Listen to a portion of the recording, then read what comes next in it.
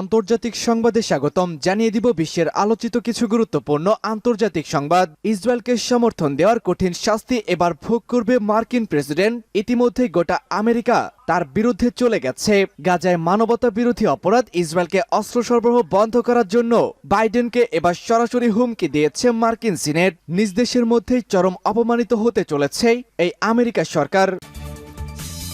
থাকবে রাখাইনের গুরুত্বপূর্ণ শহর দখলের দাবি আরাকান যোদ্ধাদের। জানিয়ে দিব পারমাণবিক যুদ্ধের জন্য প্রস্তুত রাশিয়া। এবার সরাসরি পশ্চিমা এবং ইসরায়েলকে উদ্দেশ্য করে হুমকি দিলেন রুশ প্রেসিডেন্ট ভ্লাদিমির পুতিন। তৃতীয় বিশ্বযুদ্ধ আর খুব একটা দেরি নেই। জানাবো রমজানে গাজায় 8টি দেশের সাথে এবার ত্রাণ পাঠিয়েছে বাংলাদেশ। সর্বশেষ জানিয়ে দিব গাজায় তথ্য সংগ্রহে জাতিসংঘের কোনো নির্ভরযোগ্য সূত্র নেই। এবার গাজায় নিজেদের অপরাধযোগ্য তদন্ত করতে দিচ্ছে না ইসরায়েল। জাতিসংঘের প্রতি এই ভয়ঙ্কর অভিযোগটি এনেছে রাশিয়া। দর্শক, শুনছিলেন সংবাদ শিরোনাম, এবারে জানাবো বিস্তারিত। তার আগে আমাদের ভিডিওটিতে একটি লাইক দিন এবং চ্যানেলটি সাবস্ক্রাইব করে পরবর্তী আপডেট সংবাদ সবার আগে পেতে আমাদের সাথেই জুড়ে থাকুন। রাখাইনের গুরুত্বপূর্ণ শহর দখলের দাবি আরাকান যোদ্ধাদের। মিয়ানমারের রাখাইন রাজ্যের দ্বীপ শহর রামরি দখল করার দাবি করেছে আরাকান আর্মি। শহরটি চীনের বিশেষ অর্থনৈতিক অঞ্চলের কাছেই অবস্থিত। আরাকান আর্মির দাবি, দীর্ঘ 3 মাস লড়াইয়ের পর শহরটি দখল করতে পেরেছে তারা। মিয়ানমারের সংবাদ মাধ্যম ইরাবতী বলেছে, রামরি দ্বীপের দুটি শহরের একটি রামরি ও অপরটি কাকাপোয়া। এই কাওয়াকপোতে চীন ও মিয়ানমারের যৌথ উদ্যোগে একটি গভীর সমুদ্র বন্দর ও একটি বিশেষ অর্থনৈতিক অঞ্চল গড়ে তোলার কাজ চলছে। দুটি প্রকল্পেই বেশিরভাগ বিনিয়োগ করছে চীনা প্রশাসন। কাওয়াকপোয়া গভীর সমুদ্র বন্দর ও বিশেষ অর্থনৈতিক অঞ্চল থেকে মিয়ানমার হয়ে চীনের উনান প্রদেশ পর্যন্ত প্রায় 1700 কিলোমিটার দীর্ঘ একটি অর্থনৈতিক করিডোর চালু করেছে বেইজিং, যার মাধ্যমে চীন সরাসরি ভারত মহাসাগরের সঙ্গে যুক্ত হয়েছে। আরাকান আর্মির বরাত দিয়ে প্রতিবেদনে বলা হয়েছে, জান্তা বাহিনী বিগত কয়েক মাস ধরে রামরি শহরে নিজেদের অবস্থান শক্তিশালী করার চেষ্টা করেছিল। তবে অতিরিক্ত সেনা মোতায়েন ও বিমান হামলা চালানো হলেও জান্তা বাহিনী শহরটির নিয়ন্ত্রণ হারিয়েছে। যদিও এ বিষয়ে জান্তা বাহিনী এখনো কোনো প্রকার মন্তব্য করেনি। আরাকান আর্মি জানায়, তারা রামরিতে জান্তা বাহিনীর সঙ্গে গত বছরের ডিসেম্বর মাসের মাঝামাঝি যুদ্ধে জড়িয়ে পড়ে। জান্তার আক্রমণে শহরটির সরকারি হাসপাতাল, বিদ্যালয়, বাজার, মার্কেট, ধর্মীয় স্থাপনার বড় একটি অংশই বিধ্বস্ত হয়েছে। গোটা বিশ্বের সামনে সেই ভয়ঙ্কর মুহূর্তটি আসতে শুরু করেছে। এবার পারমাণবিক যুদ্ধের জন্য রাশিয়া পুরোপুরি প্রস্তুত, মন্তব্য প্রেসিডেন্ট ভ্লাদিমির পুতিন। ইউক্রেনে মার্কিন সেনা উপস্থিতিকে হস্তক্ষেপকারী হিসাবে বিবেচনা করবে রাশিয়া। বুধবার রাশিয়ার রাষ্ট্রীয় বার্তা সংস্থা আরআইএ এবং রাষ্ট্রীয় টেলিভিশন রাশিয়া একে দেওয়া এক সাক্ষাৎকারে এমন সতর্কতা জারি করেছে দেশটির প্রেসিডেন্ট ভ্লাদিমির পুতিন। খবর টিআরটি ওয়ার্ল্ড। সাক্ষাৎকারে তার দেশ পারমাণবিক যুদ্ধের জন্য প্রস্তুত বলে তিনি জানিয়েছেন। পুতিন বলেন, যুক্তরাষ্ট্র যদি পারমাণবিক পরীক্ষা চালায় তাহলে রাশিয়াও তা করতে পারে। আর রাশিয়ার সামরিক ও প্রযুক্তিগত দিক থেকে একটি পারমাণবিক যুদ্ধের জন্য প্রস্তুত। তবে আপাতত রাশিয়া এই যুদ্ধের দিকে পা বাড়াচ্ছে না বলেও জানিয়েছেন তিনি।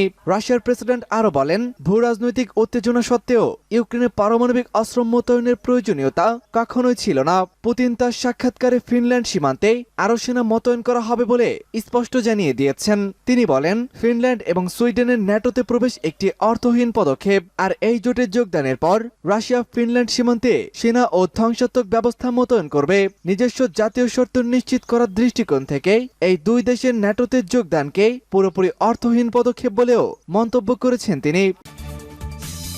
গাজায় মানবতা বিরোধী অপরাধ, ইসরায়েলকে অস্ত্র সরবরাহ বন্ধ করতেই হবে, বাইডেনকে এবার কড়া হুঁশিয়ারি দিয়েছে মার্কিন সিনেট। মার্কিন কংগ্রেসের কয়েকজন সিনেটর ইহুদিবাদী ইসরায়েলকে অস্ত্র সরবরাহ না দেওয়ার জন্য প্রেসিডেন্ট জো বাইডেনের প্রতি আহ্বান জানিয়েছেন। তারা বলেছেন, ইহুদিবাদী ইসরায়েলের দখলদার সরকার অবরুদ্ধ গাজা উপত্যকার ফিলিস্তিনি জনগণের কাছে ত্রাণ সহায়তা পাঠাতে বাধা সৃষ্টি করেছে। সোমবার স্বতন্ত্র সিনেটর বার্নি স্ট্যান্ড এবং ডেমোক্রেটিক দলের 7 সিনেটর প্রেসিডেন্ট বাইডেনকে একটি চিঠি পাঠান এবং তাতে স্পষ্ট করে বলেছেন, জো বাইডেনের প্রশাসন ইতিমধ্যে মার্কিন আইনের একটি অংশকে লঙ্ঘন করেছে। মার্কিন আইনে বলা হয়েছে, যেসব দেশ মানবিক ত্রাণ পাঠানোর ক্ষেত্রে বাধা সৃষ্টি করে এবং সেসব দেশকে আমেরিকা কোনো প্রকার সামরিক সহায়তা দিতে পারবে না। মার্কিন সিনেটররা আরো বলেছেন, আমেরিকা গাজায় পাঠানোর জন্য যে ত্রাণ সামগ্রী দিয়েছে সেগুলো কাঙ্ক্ষিত লক্ষ্যে পৌঁছাতেই বাধা সৃষ্টি করছে ইসরায়েলের প্রধানমন্ত্রী বেনিয়ামিন নেতানিয়াহু। বার্নি স্ট্যান্ডস বলেছেন, পুরো ফিলিস্তিনি জনগোষ্ঠীর বিরুদ্ধে কোনোভাবেই যুদ্ধ করার অধিকার ইসরায়েলের নেই। আলহামদুলিল্লাহ, অবশেষে রমজানে গাজায় ত্রাণ পাঠালো বাংলাদেশ। পবিত্র রমজান মাস উপলক্ষে মিশরের বিখ্যাত আল আজহার বিশ্ববিদ্যালয় ভিত্তিক সংস্থা আল আজহার জাকাত অ্যান্ড চ্যারিটি হাউসের মাধ্যমে ফিলিস্তিনের গাজা উপত্যকার বাসিন্দাদের জন্য ত্রাণ হিসাবে 2000 টন খাদ্য ও চিকিৎসা সামগ্রী পাঠিয়েছে বাংলাদেশ সহ 9 দেশ। এক বিবৃতিতে আল আজহার জাকাত অ্যান্ড চ্যারিটি হাউস বলেছে, গত 7 অক্টোবর গাজা উপত্যকায় যুদ্ধ শুরু হওয়ার পর থেকে এ পর্যন্ত গাজায় ত্রাণের যত চালান গেছে সেসবের মধ্যে এই চালানটি বৃহত্তম।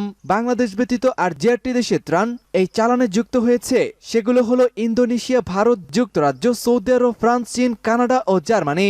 মিশরের অনলাইন সংবাদ মাধ্যম আরহাম অনলাইনকে আল আজহার জাকাত অ্যান্ড চ্যারিটি মুখপাত্র আব্দুল আলিম কাশতা বলেছেন, ত্রাণ পণ্যবাহী ট্রাকগুলো মিশরের উত্তর সিনাই উপত্যকা থেকে রাফা সীমান্তের ক্রসিং এর মাধ্যমে গাজায় প্রবেশ করবে। 7 অক্টোবর গাজায় যুদ্ধ বাঁধার পর থেকেই রমজান শুরুর আগ পর্যন্ত মোট 4000 টন ত্রাণ ও মানবিক সহায়তা পণ্য পাঠিয়েছে আল আজহার জাকাত অ্যান্ড চ্যারিটি। সর্বশেষ গত ডিসেম্বরে ত্রাণ পাঠানো হয়, তবে এ পর্যন্ত সেখানে যত ত্রাণ বহর প্রবেশ করেছে সেসবের মধ্যে এই বহরটি সবচেয়ে বড়। মোট 80টি দেশের অনুমোদনের ভিত্তিতেই বহরটি সাজানো হয়েছে। সবচেয়ে বেশি অনুমোদন দিয়েছে 9টি দেশ, তারা হলো ইন্দোনেশিয়া, ভারত, বাংলাদেশ, যুক্তরাজ্য, সৌদি আরব, ফ্রান্স, চীন, কানাডা এবং জার্মানি। আরহাম অনলাইনকে বলেন আব্দুল আলিম কাশতা।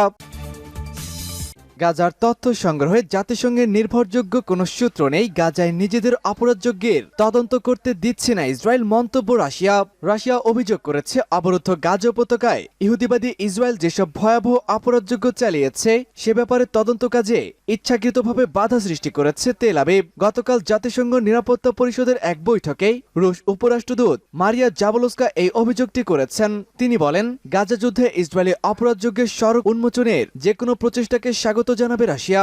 রুশ কূটনৈতিক বলেন, এ কাজে জাতিসংঘ যথেষ্ট চেষ্টা চালাচ্ছে না বলেও আমরা নিশ্চিত হয়েছি। গাজায় হাজার হাজার মানুষ নিহত হচ্ছে।